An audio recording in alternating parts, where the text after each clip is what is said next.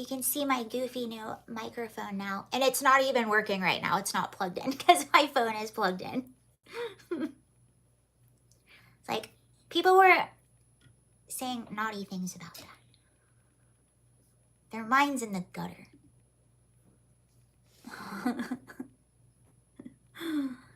Good morning. Thank you for joining. Anyone that's joining or watching the playback, I'm trying to find a good time to do lives.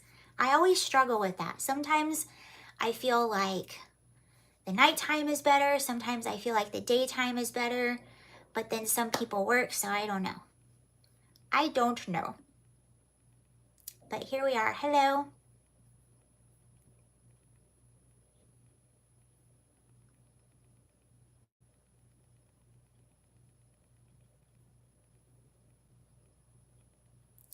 Hey, what's up, you all?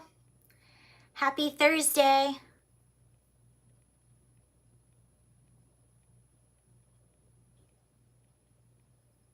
Hello.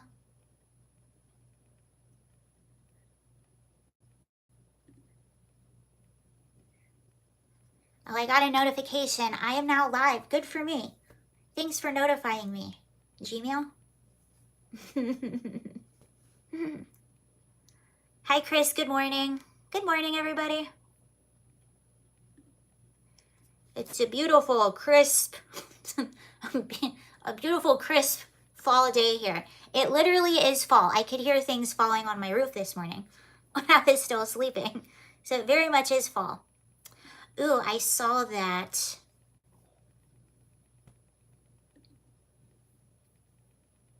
I saw that Beyonce is going to be meeting Kamala Harris in Houston. Beyonce is from Houston, Texas.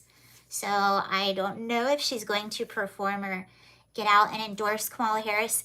There was something I recently heard. I found this really interesting. I was watching this clip of a podcast and they were comparing Taylor Swift, what she would spend on things compared to what we were. So what that would mean for her. For instance, they used a brand new iPhone for an example. So if Taylor Swift, granted she's a billionaire now, if Taylor Swift were to buy a $1,200 iPhone, that for us would be $1,200, that's a decent investment.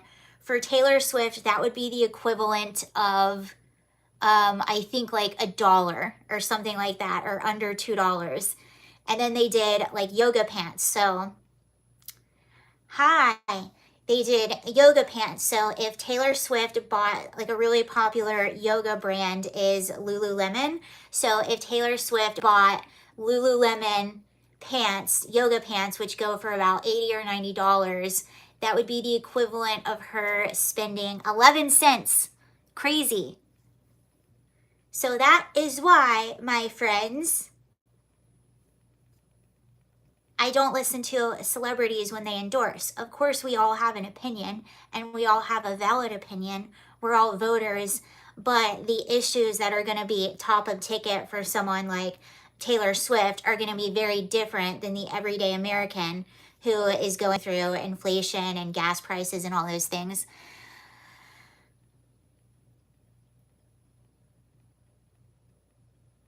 Oh, we got a weird troll there. Where are my moderators? I think I'm the only one. An argument for raising the high tax brackets. Taylor Swift can consume as much as the income equivalent.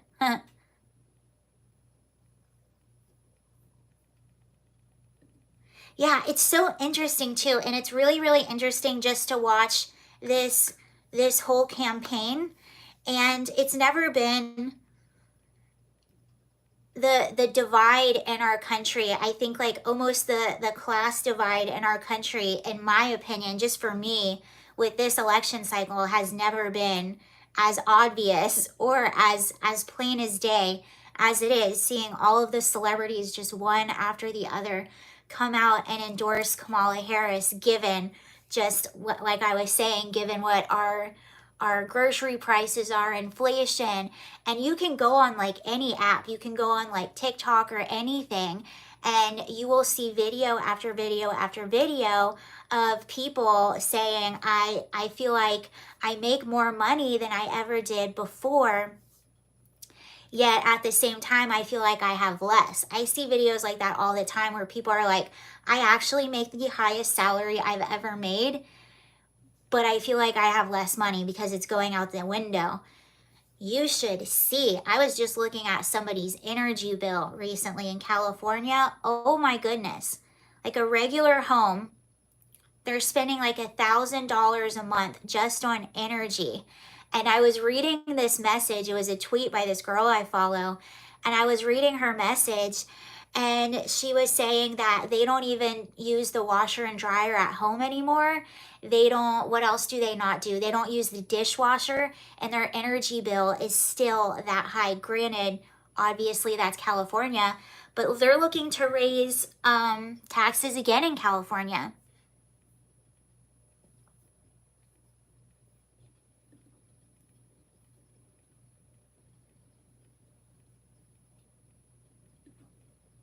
Oh, and this is really interesting. So one of the things that has been like obviously a huge topic of conversation with the Democrats, and one of their main campaigns has been the voter ID thing. So they've been pushing this for the past few years.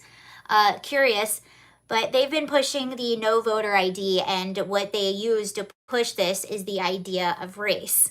Well, there was just a Gallup poll. 84% of voters favor photo identification requirements at their voting place. Interesting poll. Okay, so this is what, all right, so this is a Gallup poll, and it's talking about stuff like this. In general, do you favor or oppose each of the following election law policies? Requiring all voters to provide voter identification. Sorry, I can't talk right now. Requiring all voters to provide photo identification at their voting place in order to vote. 84% of people are in favor of that. And I feel like it's like beating a dead horse when you say this over and over again, so I apologize. But you need an ID to do literally everything. Literally everything. I think I needed an ID to get a library card. I needed an ID to get a certain medicine at an over-the-counter medicine recently. You need one to do everything. And one of the major flaws with the whole voter ID argument is if there is a demographic of people out there that disproportionately do not have IDs, then wouldn't the correct way to go about this would be to figure out how to get them IDs and figure out how to make that easier for them, being that you need one to do literally everything? I would think that the campaign should be, how do we get everyone a photo identification card? ID. Okay. Requiring people who are registering to vote for the first time to provide proof of citizenship.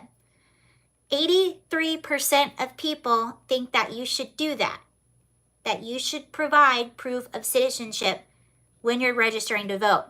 What's really alarming, something I just read about Pennsylvania, is that once you get an ID, which you don't have to be, not all citizens are getting IDs, it'll automatically prompt you to register to vote. And we do know that there are people that somehow are getting IDs that are not citizens. And at the DMV, that's what kicks you off to register to vote. I at least know that's true in Pennsylvania, but I don't know that's true anywhere else. I don't know how much it's happening or how it's happening, but it's at least happening a little bit. Okay, early voting. Early voting, which gives all voters the chance to cast their ballot prior to Election Day. 76% of people are in favor of that. I'm okay with that. I just personally like voting on Election Day. I know some people are like, well, something can happen. Maybe that's true. There's just something very patriotic, I feel like, about going to the polls on election day and voting. I just like to do that. Okay.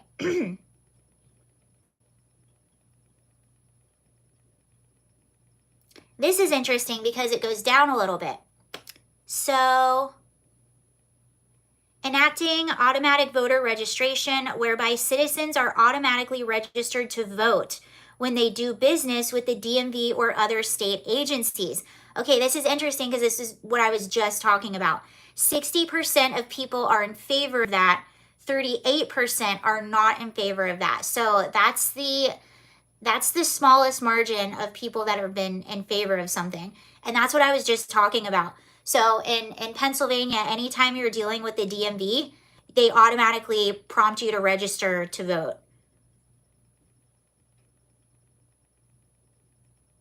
Okay, here's another one. Sending absentee ballot applications to all eligible voters prior to an election. 60% of people are in favor of that. 38% of people are not in favor of that.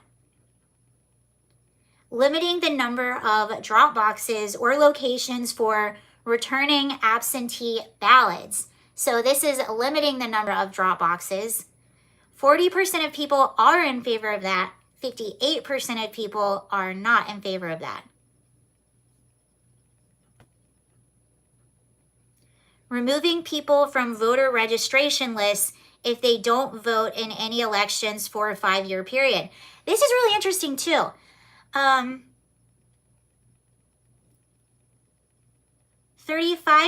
of people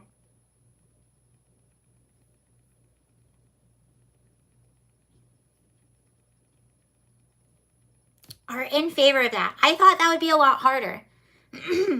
So this means that if you haven't voted for a 5-year period, they'll automatically remove you from the registration roll. 35% of people, only 35% of people are in favor of that.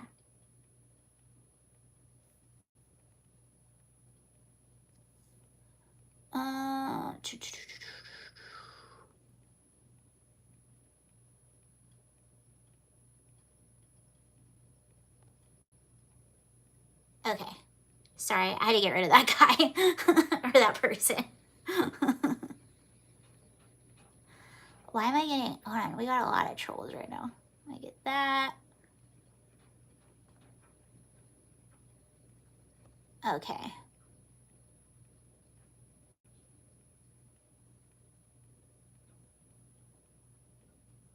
All right, I think I got him. I usually don't get that many trolls. But I think we got him.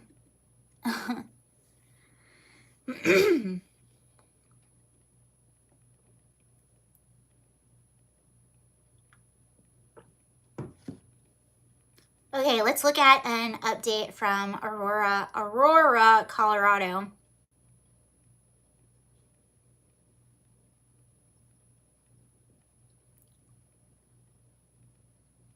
Hello.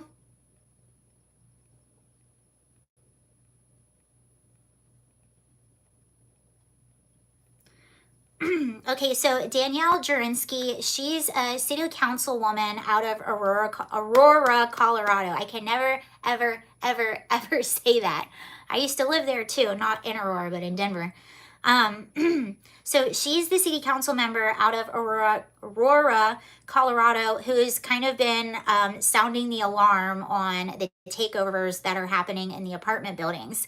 And what's really cool about her is she's actually just a regular person, and she decided to go into politics because she was fed up with how politicians were running things. So I think that's really cool. That's the type of person that you want in politics. So she is not a politician. She just genuinely cares about her community. I think she grew up in Aurora.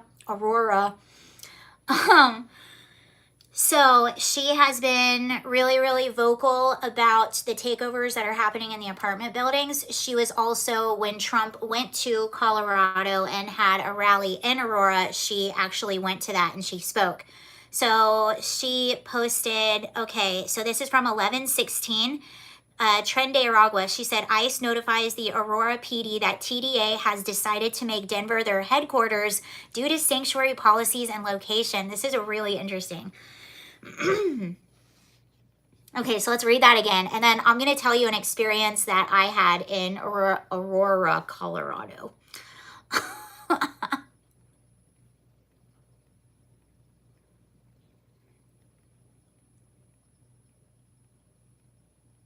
Okay.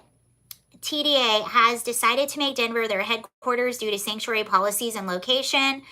Did anyone reach out to the state? Did the Denver mayor know this? Did Commander Chris Pope, who oversaw all of these specialized units in APD, actually do anything?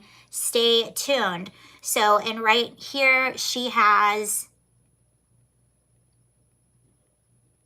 yeah, so this is an official letter from her email, and it says,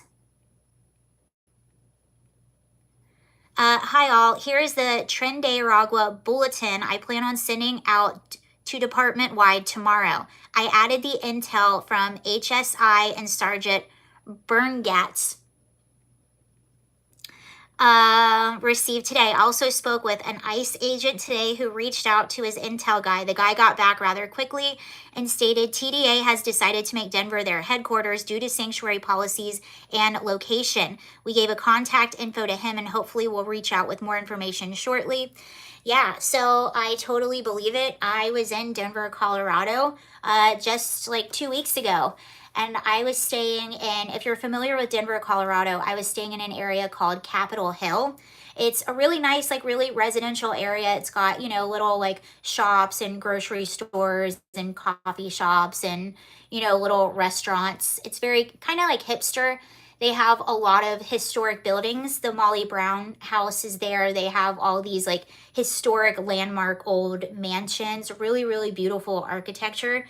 But it's definitely a very like, a very, I guess, young professional area. Everyone there is, they're just young professionals, I guess is that kind of area. And that's where I was staying when I was there. And the thing about Denver is you'll see the effects of the migrant crisis absolutely everywhere. It doesn't matter where you are, you're going to see something, whether it's people just walking around aimlessly asking for money, people at the intersections wanting to wash your car on the side of the road begging for money. You just see stuff everywhere that you used to not see. And one thing that happened when I was there, I was walking back to, I was staying at a little Airbnb. So I was walking back to my Airbnb and I was in the Capitol Hill neighborhood. And when you're in that neighborhood, the people, usually if you see someone walking around, they're going somewhere. They're either walking their dog, they're going to the store, they're going to meet friends, they're going to work, they're coming home from work, but they're doing something, they're going somewhere. So I was walking around and it was really hot this day and I was walking right behind this woman and I didn't notice her at first, but I just happened to be behind her for I think like 5 or 6 blocks, which is kind of a long time to be behind someone in an area where you're turning and winding and people are going home. So I didn't notice her at first, but after I was behind her for a few blocks, then I started noticing her and I noticed that there were some things that were a little bit odd. And she kept looking back, which I didn't think was too odd because her and I at one point were the only people on the sidewalk. So it's kind of weird when you're the only 2 people on the sidewalk. She was wearing jeans, tennis shoes, and a hoodie that was completely zipped up and pulled over her head. And she had her hands in her pockets. She didn't have a purse, like wasn't listening to music. Like there was really nothing going on other than she was just kind of walking pretty slowly and looking around. And at one point, when she was looking back, like I said, she kept looking back. I could see her side profile and I could see that she was a Hispanic woman, like probably about my height. She had tattoos all over her face and piercings all over her face. Just wasn't somebody that kind of like you would see in that area.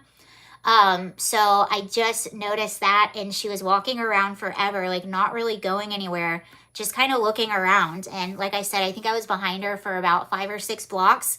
And then I veered off to go back to my Airbnb. But there was something about that was very unsettling. It just, and you see a lot of stuff like that. Like you can't really put your finger on it, but it's just something you see that's a bit unsettling. It's just out of place. And it's not just one thing, it's kind of everything put together.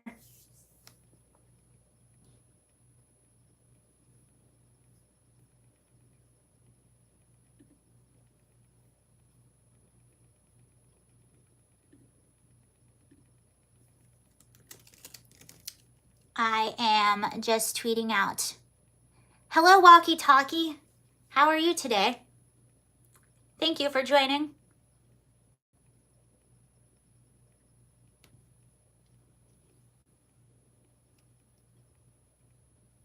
Thank you, Click McClick. I like that name.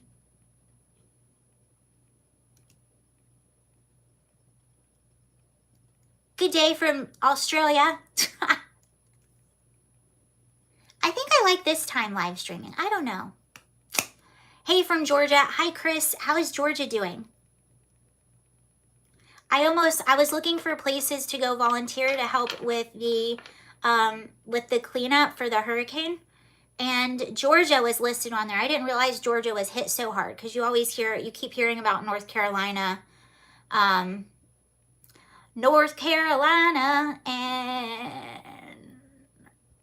Tennessee. Sorry, my brain wasn't working for a second. North Carolina, Tennessee, and a little bit of Florida.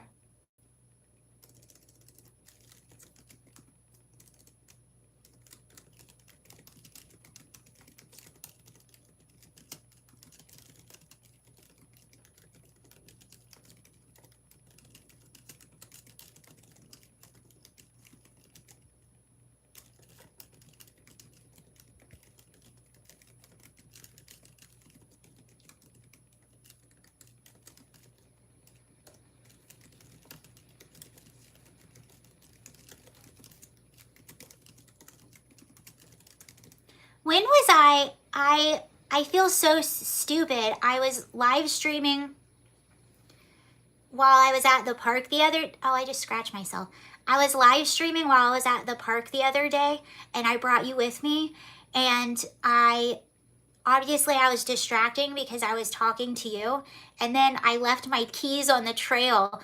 I sat down to talk to the camera, and then I got up and we were walking around and I was showing you stuff, and then I looked down and realized, oh, I don't even have my keys right now. Where did they go?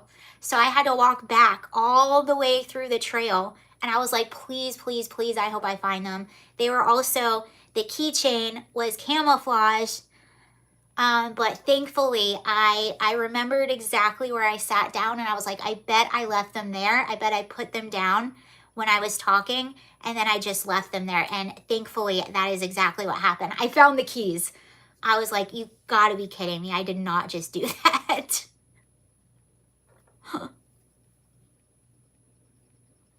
Dude, where are all these? Hold on, I gotta get rid of someone. Okay. I get a lot of like really perverted people. Where are all these people coming from? I usually don't get this. Okay.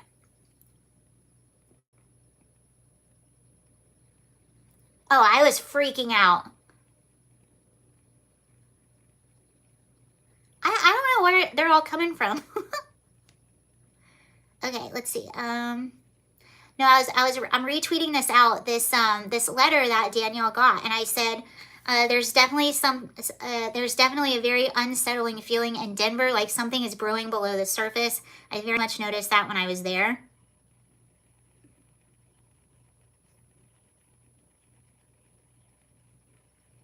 Yeah, it was weird. It felt like Denver is just really, really interesting. And I went to New York probably about a year ago. I was in New York City, and it's the same there. You can definitely notice the effects of the open border for sure. And but I even went by the Roosevelt Hotel like very briefly. I didn't want to be there too long. But again, just a total different feeling. The feeling that I got in Denver, it was just a very like what I just said, like something was kind of brewing under the surface. And like a lot of people that live in Denver are very, very unaware of, I think, what is brewing under the surface, if that makes sense. But that's all I can describe the feeling that I got. So to see this, how they have made this their headquarters, that makes sense. Hi, Glenn. How are you? Yay. Oh, good. I have a moderator here. We had... I'm glad you're here. We had a lot of trolls.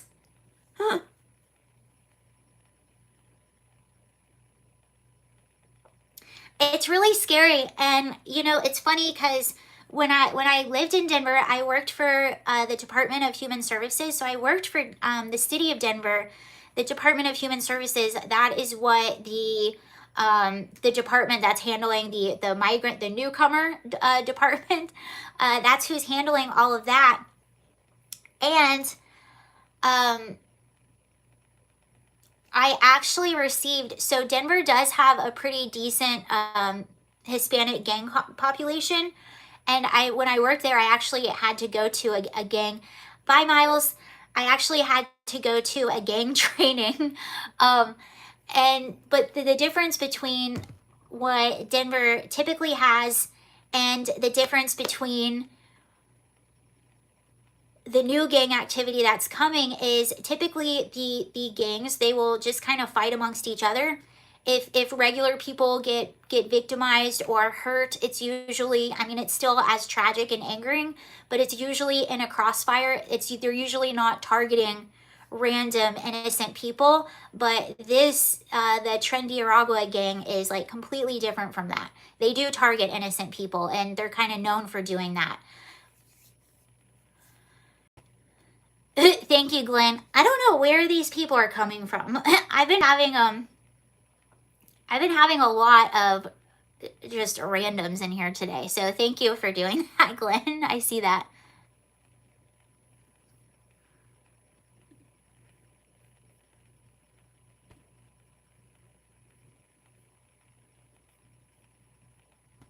Actually, let's see what else is on Danielle's page. She's the city councilwoman out of Aurora, Colorado.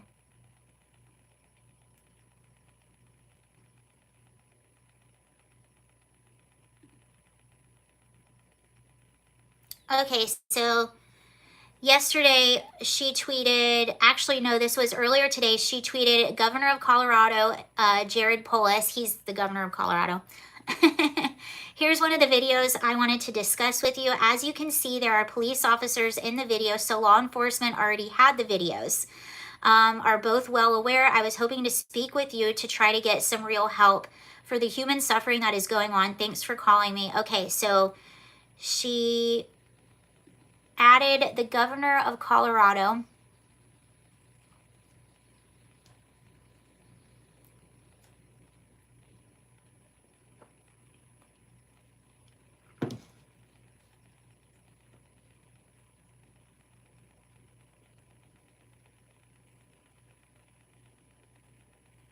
Oh, wow. So, okay, so this is actually new. This is from Aurora, Colorado.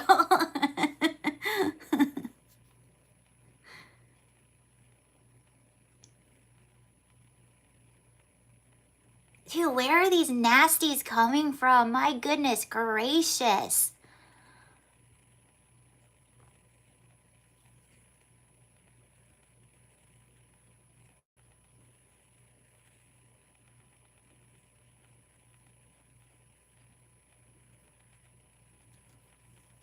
Okay, so this is brand new out of Aurora, Colorado.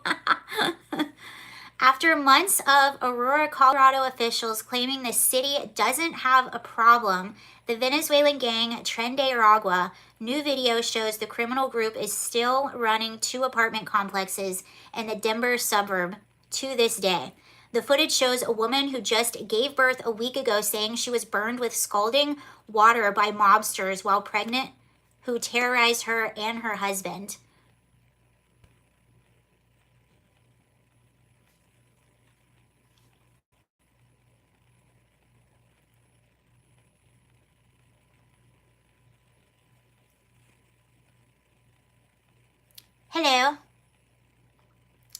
Okay, the footage shows the woman who just gave birth a week ago saying she was burned with scalding water by mobsters while pregnant, who terrorized her and her husband. The Guatemalan migrant is a resident of the Whispering Pines apartment, one of 3 Aurora properties where the bloodthirsty South American control has taken control in recent months. The new mom added that she went into labor early due to the stress caused by living in constant fear for safety, as multiple units in her complex, including the people who live directly across the hall from her, are TDA, as the gang is known to cops. Tren de Aragua started seeping into the U.S., hidden among the 1 million Venezuelan migrants who have entered the U.S. during the Biden administration. The notorious South American mafia, known best for trafficking girls and women and exploiting their fellow countrymen, now has tentacles that stretch across the U.S. in places like New York, Miami, San Antonio, El Paso, and Dallas. They kicked the door in. They tried to find a way. They came and threw hot water on us, she told the apartment managers. The victims, whose face is blurred for her protection, explained the Venezuelan criminals first came to them months ago demanding they abandon their apartment so TDA could take over. Rental properties are key to the syndicate's growth in America and ability to make money, law enforcement officials have told the Daily Mail. So another thing that happened when I was in Denver, I was on my way. I can't remember where I was going, but my Uber driver, I was talking to him. Actually, I went out to dinner with a friend one night, and on the way back, I was talking to my Uber driver. And he was telling me that he had a woman in his car the day before, and she lived in one of those apartment buildings. I don't think she does anymore. I don't know if she was a migrant or not, but what she told him is that they mostly just leave the American citizens alone, mostly, that live in these apartment complexes, and the people that they extort are the other migrants. So those are the people that they're extorting. Those are the people that they're using and committing crimes against, mostly are the other migrants. That's why I thought it was interesting that the person they interviewed for this article and this video was a Guatemalan migrant woman, because they're coming here to seek asylum and then they're just getting re-victimized because our border is so wide open. We're just letting everyone through. So all the problems that these people are trying to escape from, they're just being met with in the sanctuary cities. I've said this about a bazillion times, but we're not only a sanctuary for the poor, the sick, the asylum seekers, we are also a sanctuary for the world's criminals. Because you can have a criminal record come across the United States and all of a sudden now you have a clean slate because you can just make up a new identity.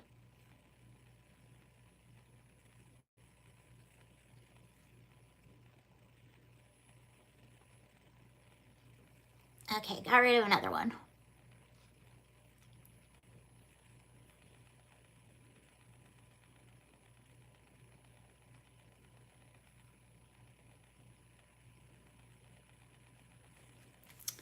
Okay. She said they kicked the door in.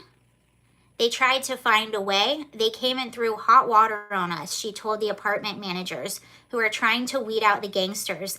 The victim, whose face is blurred for her protection, explained the Venezuelan criminals came to them months ago demanding they abandon their apartment and TDA could take over. Rental properties are key to their growth in America. Prostitution is a big moneymaker, and the thing with that is that it brings guys in that they can sell other things to. These guys come in, they meet these Johns, shake them down, see if they want to buy anything else. They've started with moving these girls through, and you go into these apartments and you'll see the young girls. It's bad. When the Guatemalans refused to vacate their unit, they were met with extortion. As the thugs said, a couple needed to pay them rent if they were going to continue to live there. So again, they're mostly extorting the other migrants. And what this woman was telling my Uber driver, well, according to him, she said that's why you'll see a lot of the American citizens in a lot of these apartment buildings, or the white people, as what she put it, they'll be like, what? It's just loud music. There's no takeover. What are you talking about? Because they're not the ones that are being victimized. It's mostly the other migrants.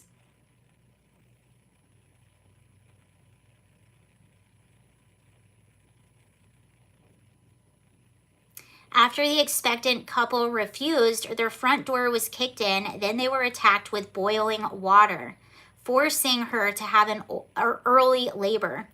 I was never at peace, the victim stated in October 10th clip. Do you want to make a police report? I can't kick these people out unless you file a report. The apartment manager urges her with the help of a Spanish translator. She agrees to talk more, but only from the privacy of her apartment, so the TDA members who live directly across the hallway from her don't listen in. The gang's presence in Aurora made international headlines after footage of multiple armed men storming units at the edge of Lowry Apartments surfaced in late August. As outrage over the images spread across the country, Aurora Mayor Mike Kaufman denied Aurora had a gang problem. This is really frustrating too, because this is what's happening. You have a lot of local officials in these areas that are completely denying that this is happening. Meanwhile, we have video footage, we have testimony from people, we have the police, we have local council members who are saying this is happening, and you even have the owners of these apartment buildings saying that it's happening.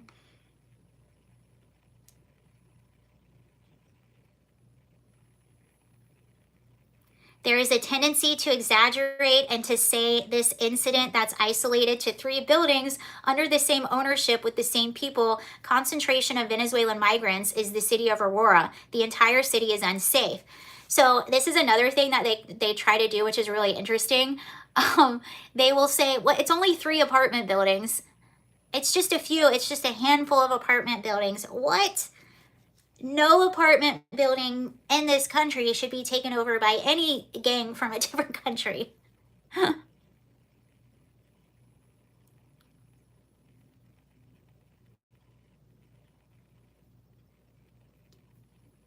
Interesting. Yeah, that just came out today. A few weeks ago, this same city council member was saying that she had some pretty alarming videos, and I guess this is what she was talking about.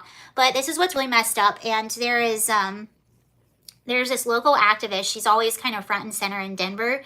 And recently there was a video of her, and I believe it's a guy who's running for local office in Denver somewhere. And him and her were going back and forth. They were there to talk about the takeovers that were happening at this apartment building. And of course, she was there to say, no, it's not happening. Of course, this isn't happening. There's no such thing. And then the guy was saying there's literally women out in front of this apartment building that are selling their bodies. How can you say that there's not stuff going on here? And she goes, oh, are you making fun of sex work? And I just could not believe what I was hearing. I'm like, you think that these are empowered workers out there living the dream? No, these women are probably being forced to do that, and their money is being taken from them. It's just wild. And also, you know, a lot of these people, like I said, they're migrants themselves, and she knows that. And it's just like, do you honestly think the American dream of someone coming over the border is to be outside of a crappy apartment building in Aurora, Colorado, selling yourself? Do you think that is the American dream for any woman? I would highly doubt it. Maybe there's some out there. Good for them.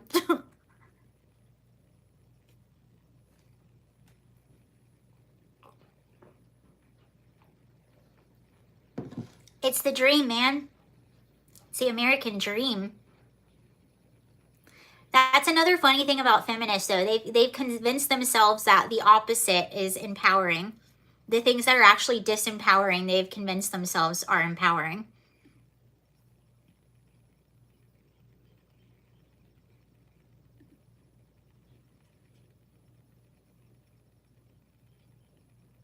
But that's what happens. It's the Democrats' dream.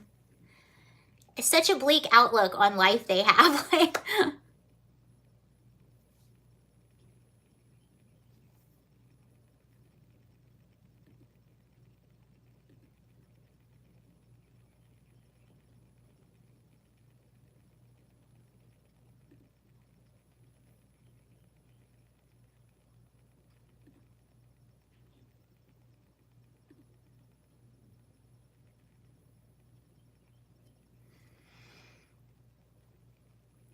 Hold on, gotta get rid of another one. Okay. Got another one.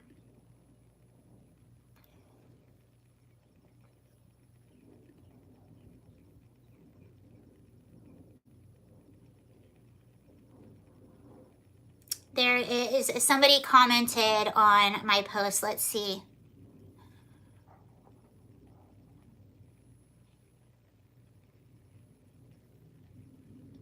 This is a woman, she actually lives in Denver. There's a gigantic web of NGO and nonprofit scams going on from state level to city level, all run and put together by progressives for their last decade under everyone's nose. It's so funny because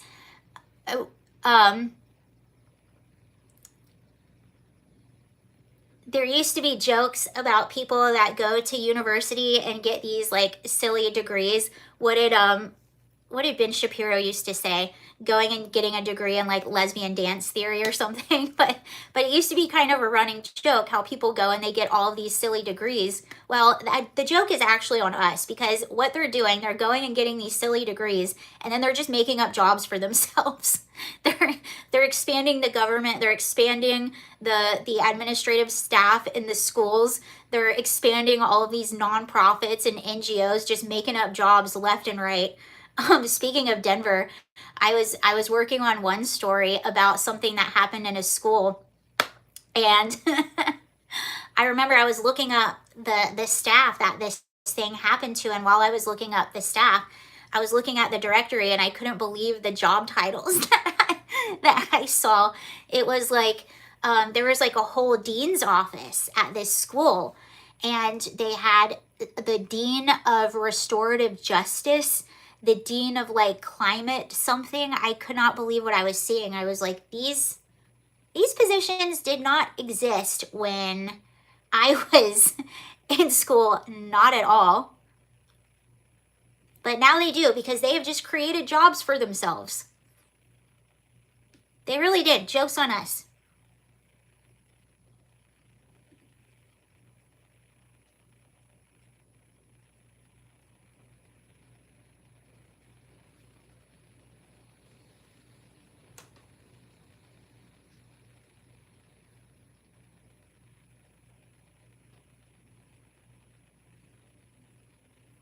Wow. Okay, speaking of...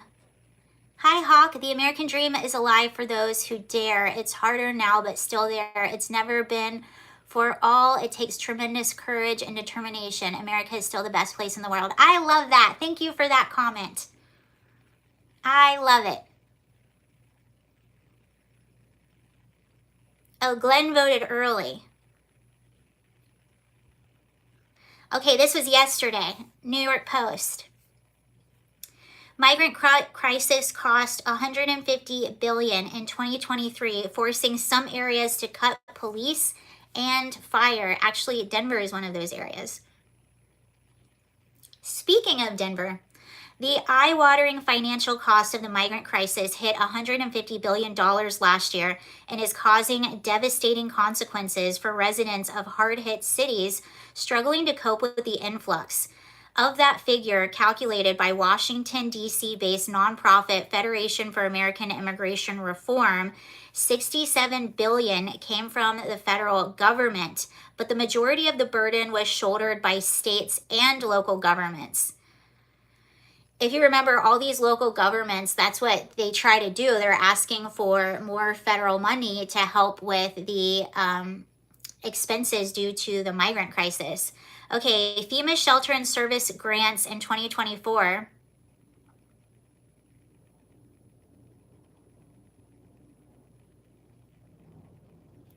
Ten state and local offices which received the most funds. So FEMA shelter and services grants 2024. New York City Office of Management and Budget received $81 million. El Paso County, Texas, $41 million. Prima County, Arizona, 40 million. Commonwealth of Massachusetts, 27 million. City of Chicago, 26 million. City of Denver, County of Denver, 23 million. City of Los Angeles, 22 million. State of Arizona, 19 million. District of Columbia, 19 million. City of Philadelphia, 11 million. That's a lot of money. FEMA and shelter services grants in 2024, 10 NGOs who received the most funds. This is really interesting. So this is what's happening. You have all of these NGOs and nonprofits that they all have their hands in the pot. So you have Catholic Charities, 41 million. We knew that. Catholic Charities, of San Diego, 41 million. Catholic Charities of San Antonio, 28 million. Jewish Family Services, 22 million. Save the Children, 16 million. Catholic Charities of the Rio Grande Valley, 16 million. Border Servant Corps, 15 million. Mission Border Hope, 12 million. World Hunger Arizona, 12 million. World Hunger Yuma, Arizona, 10 million. Center for Border Health Yuma, Arizona, 8 million. That is a lot of money. The legit huge holes in city budget, meaning cutbacks for regular U.S. citizens, including Denver City Council has to cut $45 million from its budget, including $8.4 million from the police department and $2.5 from the fire department, to pay an estimated $90 million for the migrants. And this is just Denver. And let me tell you something else about Denver that I noticed when I was there. You see store closures all over the place, restaurant closures all over the place, graffiti all over the place where there used to not be graffiti, trash where there used to not be trash. I mean, you can definitely, if you know what the city was 10 years ago, you can definitely see the decline of the city today, for sure. Absolutely. So it definitely has declined, and those cuts do make a difference. New York City is spending $2.3 billion in costs for housing migrants alone in 2023 and 2024, resulting in the city having to cut costs by 5%. And 5% doesn't sound like a lot, but again, it is. And if you're in New York City and going around, and if you're familiar with what New York City was 10 years ago, you are going to see the decline throughout the city. Again, you're going to see store closures where there weren't closures before. You're going to see trash where there wasn't trash before. You're going to see graffiti where there wasn't graffiti before. All of those things. I live in the suburbs and I see graffiti. It's sad. That is sad.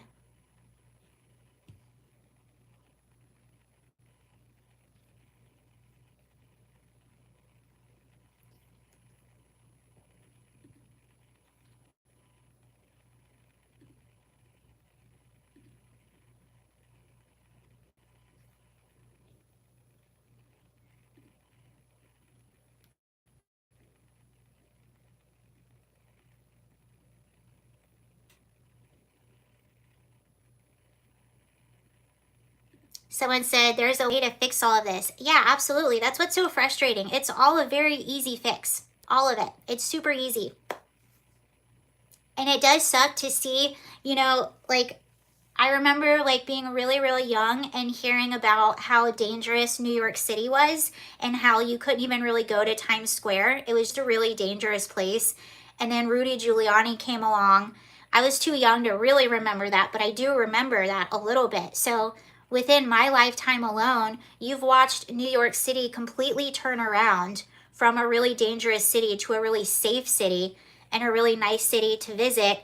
And then you've just watched it turn around again to now being a really unsafe city. So it's kind of sad to see that trajectory play out.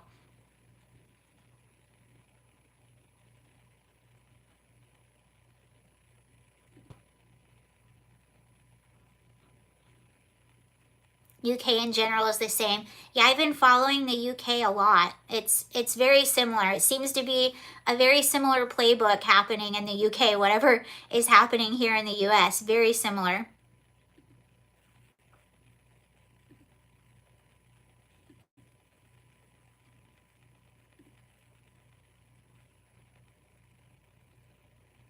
I saw that. Somebody said Rudy Giuliani is getting sued right now. I did see that.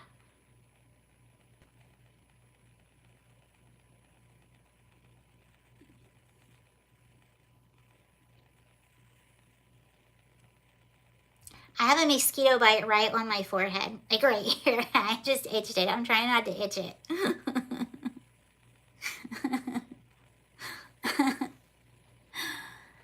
All right, you all. Well, that is everything that I have for you today. Thank you so much for joining. I might be back later on. If so, I'll let you know. But thank you everyone so much. I had a good time, and I'll see you all later. Okay, bye.